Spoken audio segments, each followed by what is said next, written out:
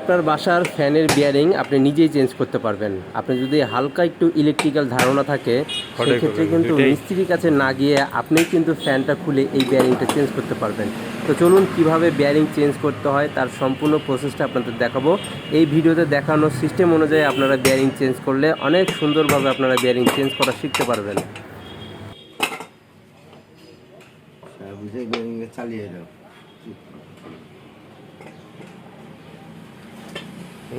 যে জাম হয়ে আছে চালিয়ে দাও, কেনা দরকার কি?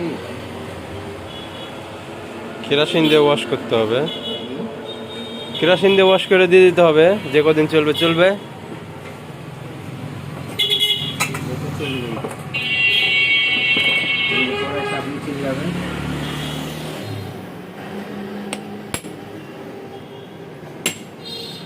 আপনি চিল্লাবেন, পাল্টালেন না কেন? কাস্টমার নিয়ে অশান্তি না চলবে তো, পাল্টালেন না। আমি তো লক্ষ্য জেনে বলি যে লাগালে আবার কম দামি বিয়ারিং লাগাবেন, এক সিজন খাম করাই লাগবে নাকি? বুঝে গেছে, অল্প একটু গজলে করে হতো, ক্ষয় হয়ে গেছে। মাল ধরা ভালো সেপ্টে বললাম যে লেদে লেজে সেপ্টে মাল ধরে বেরিয়ে আসেন, মাল করবো না। আপনাদের টেকনিক্যাল বুদ্ধি খাটাতে হবে। এটা আমরা করে দিচ্ছি সামরিক, ঠিক আছে? সামনের থেকে করা এলে স্থায়ী হয়ে যেত। স্থায়ী এখন যা চলে চলবে, আপনি দেন। দুটো বিয়ারিং চেঞ্জ করে খরচ কত পড়বে? 350। 350। আবার এটাকে চলে খরচ আছে জানালো, এটার খরচ আছে যাবার। হ্যাঁ, 2 পিসটাতে না হলে 250 টাকা নেবে, কিন্তু 250 টাকা নিলে যে জিনিসটা অমর হলো।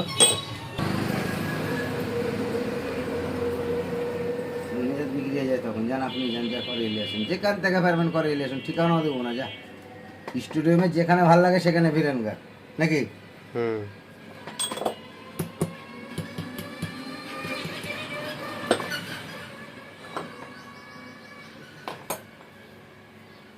যে একটা করে নিয়ে এসেছিল, কয়েল টয়েল কেটে কুটে নিয়ে এসছে লিফট থেকে,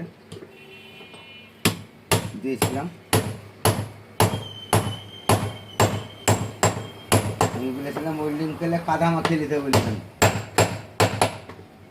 ওই জায়গাতে পুরা থেকে কাদা মাখিয়ে ওয়েল্ডিং করতে বলবেন, তাহলে জিনিসটা গরম হয়ে গেলে এই জিনিসটা কাদাটা খুলে যাবে, ওয়েল্ডিং করলেই গরম হয়ে গেলে খুলে যাবে, ব্রাশে ঝেড়ে ফিটিং করলে হয়ে যাবে। যেমন বাটালি ধরে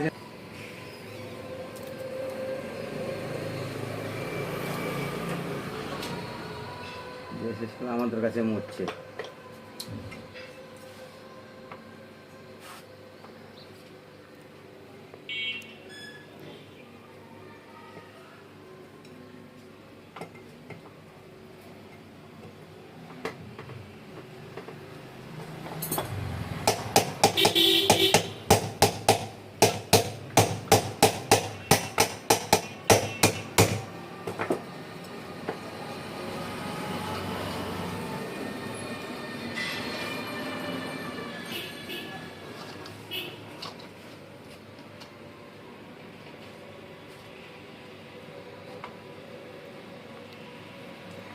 ফ্যানের তো বয়স আছে মনে হচ্ছে।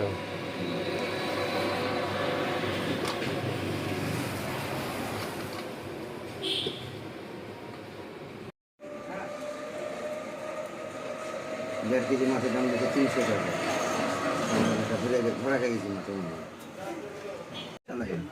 সবচেয়ে কেমিক্যাল লাগে বেগুনে বেশি।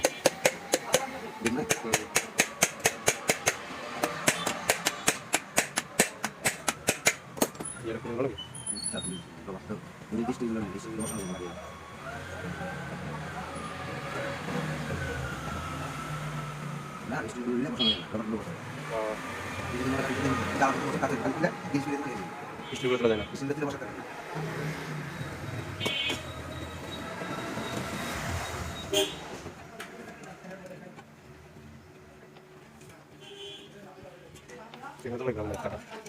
এখানে কাটা লাগবে নাকি? না